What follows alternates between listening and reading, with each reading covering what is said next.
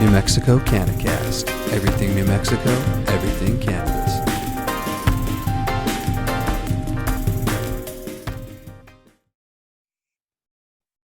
Hello, everyone. It's Josh, one of the guys on the CannaCast. Here we are. We're going to give you some new stuff. So, everything New Mexico, everything cannabis. And what's up, everybody? It's Chad. Yeah, we are here today because we are excited. We're a little woody because we're talking about growing today, our favorite subject. So, and it's not just growing, it's growing for noobs or beginners, and, just to let you guys know, you're going to mess up a lot. We were just talking about that. So Josh, go ahead. Oh, all good things, guys. Growing for noobs, guys, everybody's been there. It's nothing to be ashamed of. And you should embrace it, right? You're going to mess up a lot. You're going to enjoy it. You're going to go through a lot of stuff. You might even cut corners quite a bit. You might try to be cheap. You might spend way too much money. Like, you can go every end of it, right? Every end. So, you can get right into it. You know what I mean? Exactly what you want to do, or, you know what I mean? You got to figure out your space, right? So where are you going to grow, right? You know what I mean? And everybody has their favorite places to grow. So I ain't going to tell anybody where your favorite place should be. You should find your favorite place. If you like indoor, grow indoor. You can grow in tents and all this fun stuff. You like greenhouse, you can grow in a greenhouse. If you like outdoor, grow in the outdoor. Like Chad saying earlier, find a plot, right? Find your little spot. Yeah. We were talking about it earlier. I said, when you go outside, just find you a little plot, nice little sunny area where it gets some maybe shade in the late afternoon in the summer, and good to go. So it's more or less planning. You got to like kind of plan things. Don't get a 4x4 tent and then figure out you have nowhere to put it because you don't have room, and then the only room you have is for a 2x3. So then now you're wasting money because you just bought a 4x4 tent, but now you have to get a 2x3 because you didn't measure out. So that's something that you have to keep in mind. Math, yeah, basic math. So what are some of the other things that you're gonna face being a noob grower? So another thing is choosing your mediums. So that's going to be something kind of a little more important too, because your medium is going to dictate how fast your plant's going to grow, and what issues you might run into. A lot of the beginners do start with soil. I started with soil. Josh, I think you started with soil. Or have you been hydro the whole time? No. I started, my first grow was real soil, like digging out the yard, put it in a 5-gallon bucket. I tell you what, I can give you an idea of one of my first grows. It was allegedly stolen light lamps, 1,000 waters. Like I said, allegedly. Yeah. Anyways, one of the most horrendous things, even thinking about it now, is like whoa. But hey, that's where you got to go, right? You got to start, and you got to break some eggs to make an omelet. So yeah, exactly. So you could choose dirt, with you dirt? have a wider range of like dirt. Then you have the perlite, then you have the cocoa, and then I think cocoa is a little bit easier to find these days. Which one's a little bit hard? I think it's peat moss is hard to find these days or something. Well, little bit of everything, I believe right now. You know what I mean? You can find it. And don't be too picky. Just, I will say, just don't use Miracle Grow. Okay, is that cool? Yeah.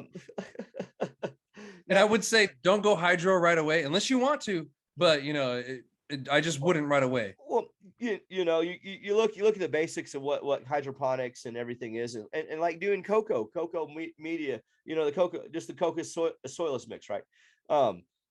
It is a hydro because you're feeding the plant what it needs, because there's no nutrition in what it's in. So there's so many ways. You just got to find your own. Cocoa. We talk about it quite a bit because you can find cocoa, all types. You can buy it in the bricks and add water and do this and put it in a bucket, and it has a good water to air retention. So it makes it harder to drown plants. There's a lot of good stuff about it, right? And you can feed it what you need to. You can even feed it organics, where you can start, have a little more active, stuff going on if you need to. So there's a lot of options. It's an easy one. And don't get me wrong, there's other blends, like you say, in the peat moss. so much out there, and you can feed it if you want to feed it no spill, which is synthetic salt. Some people tell you no. Just my suggestion is be light about it, okay? And that's just being responsible in the world of agricultural, and everything else is just being responsible. You don't want to just blast it with a whole bunch of nutrients, because we've all Yeah. done that. It ain't good. And it doesn't go well. And maybe start with Autoflowers or something, so you just get the gist of how a plant grows, so that you don't have to worry about flipping the lights. Yep. That could be an option, but photos could be the way to go. You're gonna have to learn how to pop seeds. You're just gonna have to start from the beginning, like all of us have. A towel, cup of water, whatever you choose. That's your choice. Some people put it straight in the soil, keep it wet, whatever. There's 1,000 ways to skin a cat. There's all kinds of ways to grow cannabis. Once you get in the tent, huh? I wouldn't skin a cat. I wouldn't either, but no, I guess that's just the same. I wouldn't personally either. That sounds gross, but whatever, wherever that term came from. So yeah, medium. So there's a wider range, guys. Just pick whatever's comfortable with you. I, however, don't really recommend going hydroponics right off the bat. It's kind of expensive to start out. You could, you could even look at like rock wool, right? There's different types of rock wool. There's cube rock wool, and you can treat it like a house plant, hand water it. So there's that option too. There's a lot out there, but I wouldn't do an aggressive hydroponic system. I wouldn't do like aeroponics. Flood and drain, maybe. Yeah, flood and drain. You're still gonna, you know what I mean. Still gonna need some more equipment, for water and stuff to cool and stuff. It gets, like you said, when you get more aggressive, it costs more money to maintain that.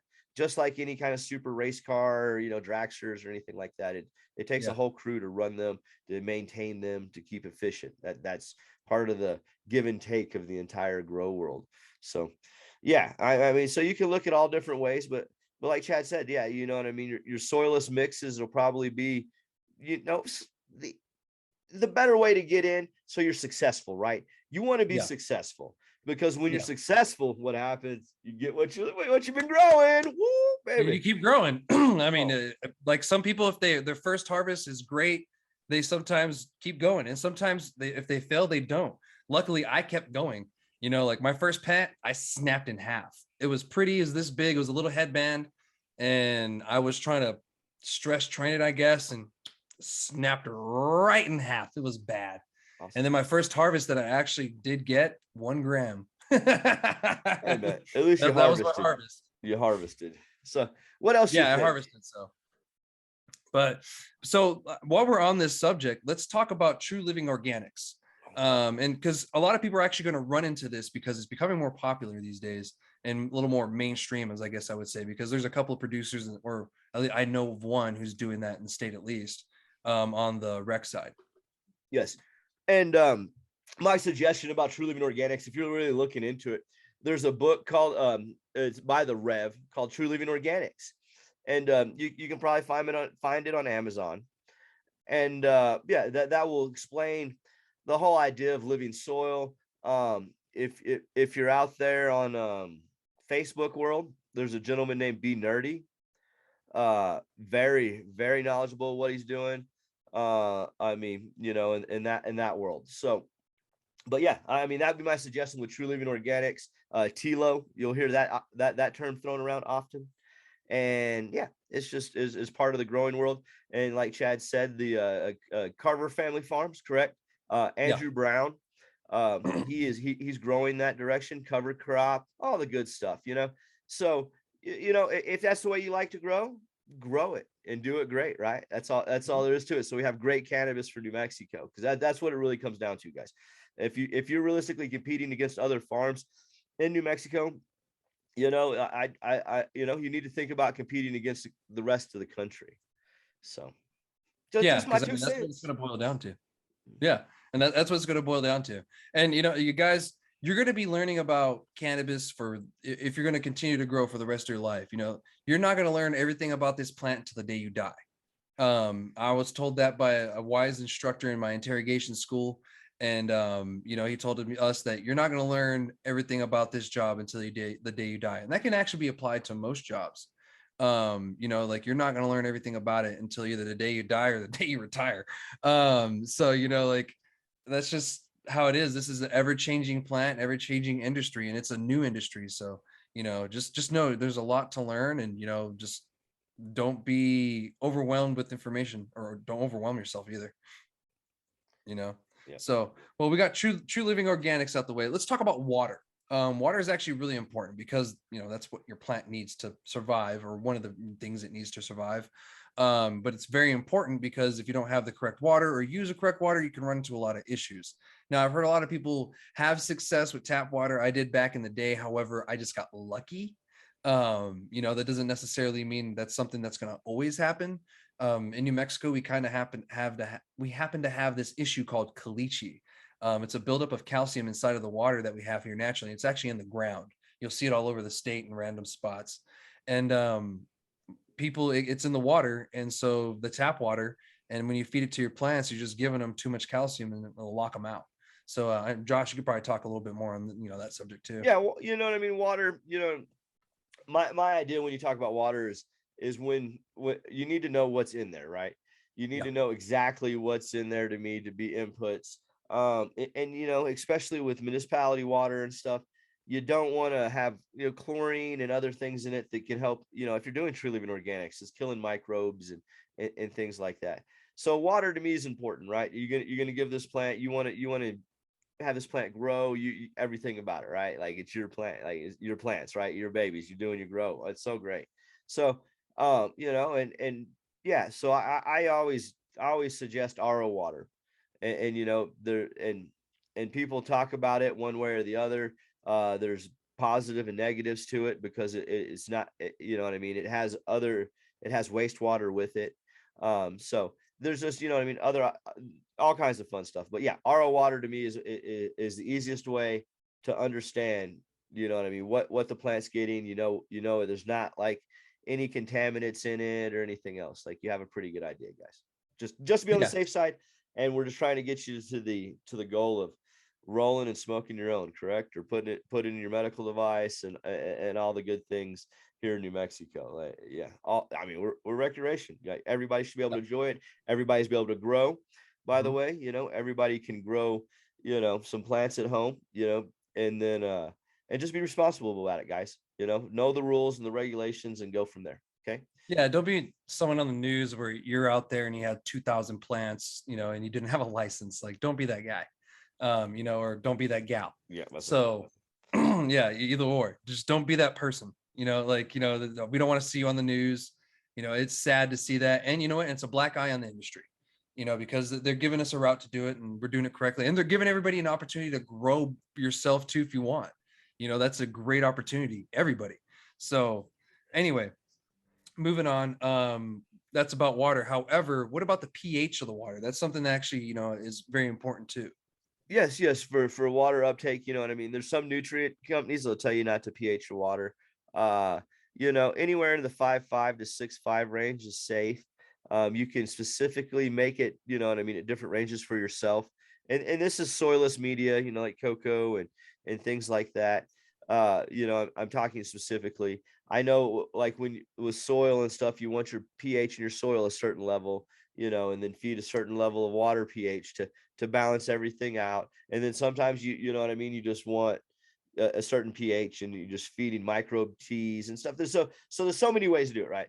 So that's why I just keep it real simple, real generalized, and find your perfect way, right? I can't tell you your perfect way, can I? But you can figure it out and grow it out. So that's the cool thing. And for the noobs, the pH is just the simple pH level that we all learned in science. The acid and base. The numbers in that. So that's all the pH is. So when the water comes out of the faucet, I think it's usually at 7 or 6, I believe, or something like that. Normally it's at 7. All here. Over the place, depends where you're at. So everybody's gonna have their thing. pH meter, you can get it at Amazon, or you can go to your local hydroponics store or grow store, and then develop a relationship with somebody that works there, and it will be great for you. Okay. Actually, that's how Chad and I met. Yeah, that's actually how we met in general. I was in the grow store in Ruidoso, and that's how we started kicking. We went fishing and started smoking, allegedly. Allegedly, right? Allegedly. Everything's allegedly. Yeah. Yeah, allegedly. No, that's pH for you guys. Yeah, and there's pH. So moving on, we'll go into kind of, I guess, let's talk about how the plant grows real fast. That's something that I guess we didn't really talk about because it's along the lines of the order we're talking.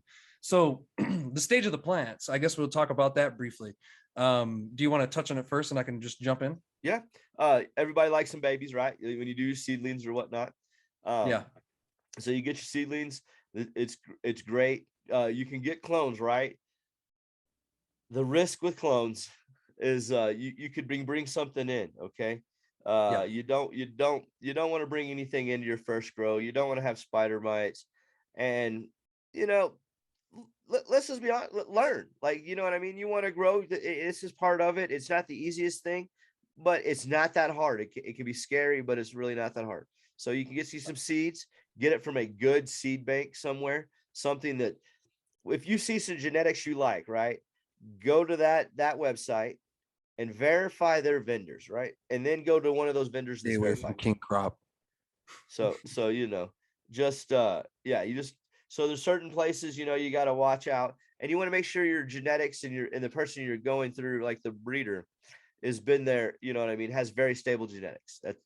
That's all I can give you, the fair warning. Besides that, find out, talk to them. I know there's local breeders in New Mexico. So you can go look around. I mean, what is there? I'm trying to think. B Nerdy's a seed guy. Be nerdy to see guy. Zia, was it Got Zia's Matt Wright. Yeah, Matthew Wright. Zia, what's that? Zia Gifts in Alamogordo, or Yeah, Zia Gifts and Alamogordo, they have seeds for sale. Anybody right. 21 and over. Yeah, so you know what I mean? They got their thing going on. And then I think you might have a website. I'm trying to, there's so many out there, and then there's so many out in the thing. We're just gonna give a shout out. That's all. So Yeah. after Definitely. seedlings, well, you know what I mean? Your plant's gonna go to adolescence. You got stuff going on.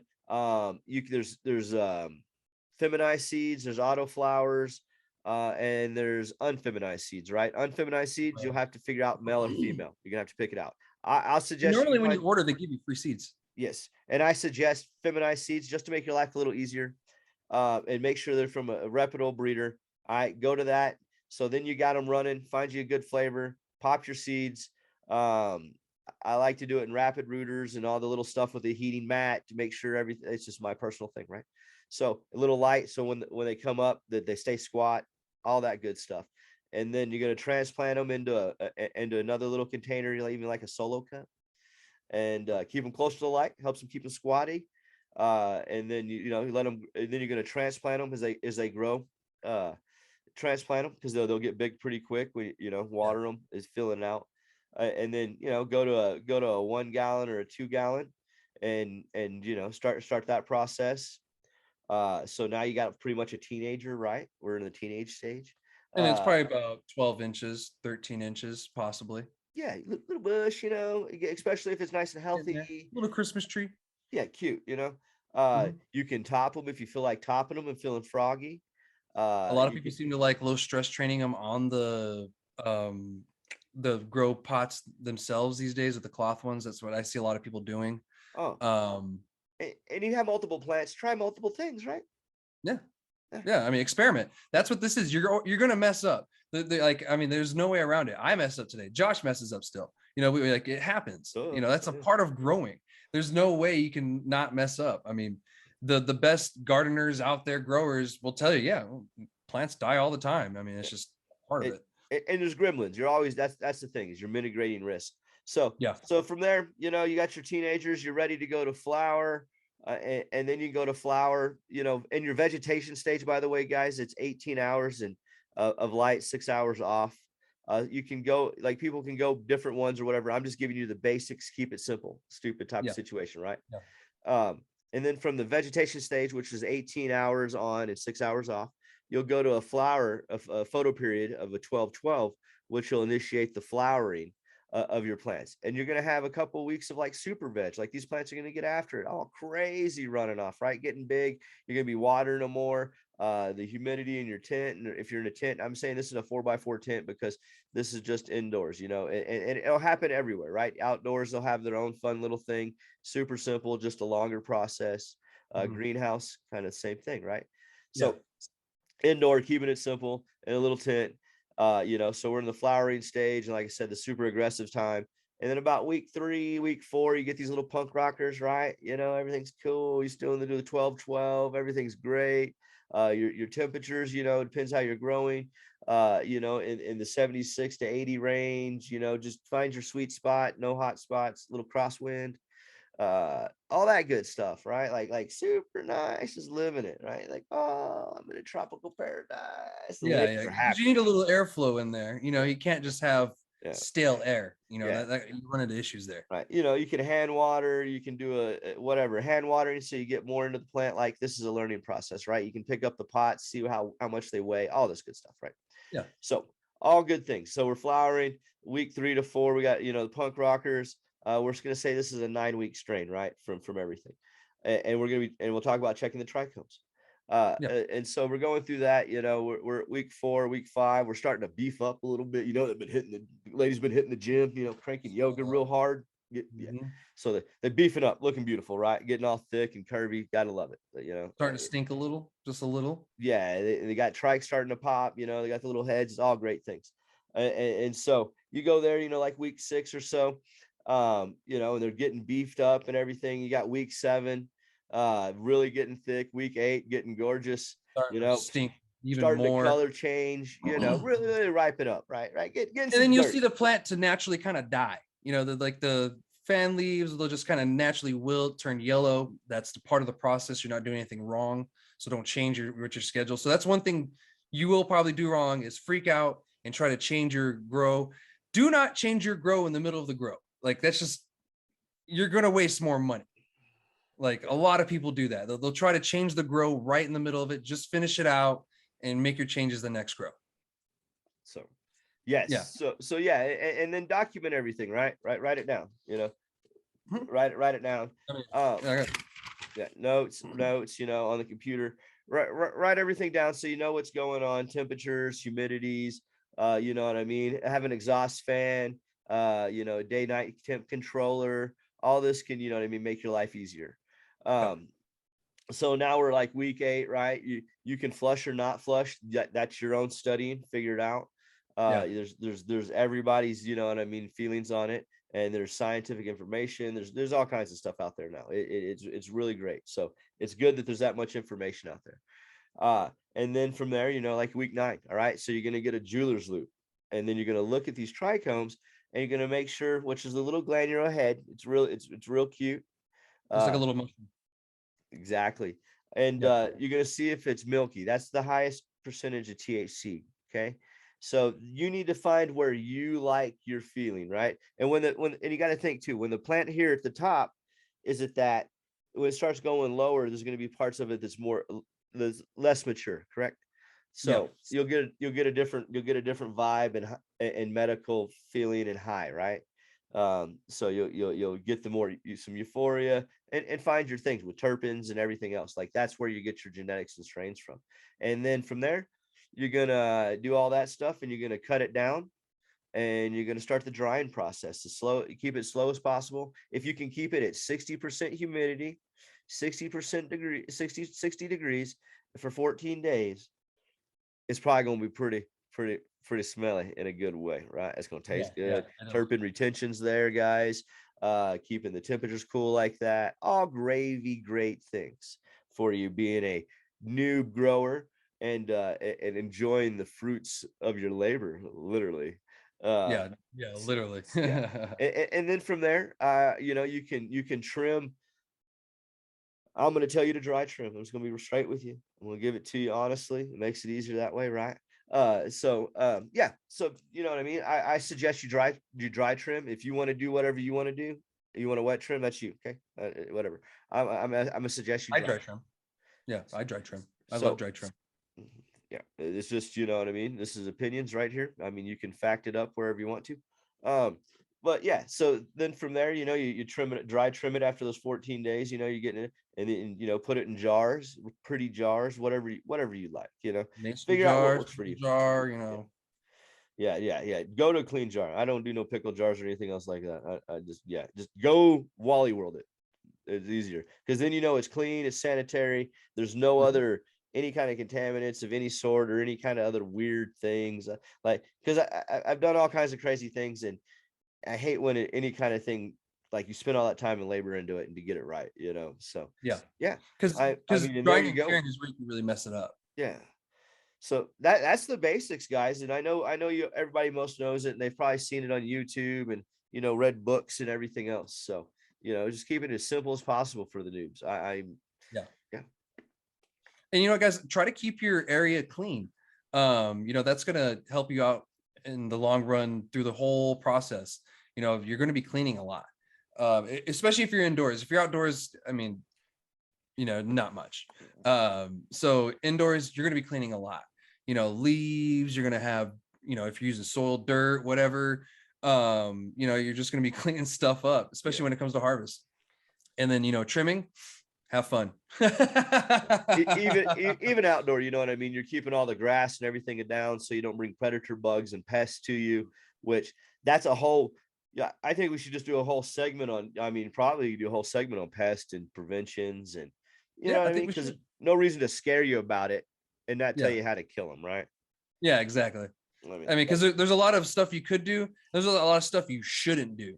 Like when your plants like well in flower, it's a little bit harder because there's a lot you can't do or you shouldn't do. It's up to you. You can do whatever you want, but there's stuff that you probably shouldn't do.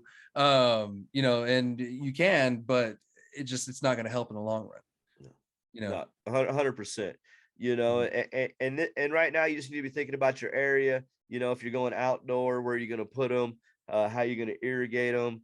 All that good stuff, right? You got a couple of months. You can source genetics. Yeah, and so it won't be before April 1st, but at least in October and Croptober, you're having your own trick or treat. You know what I'm saying?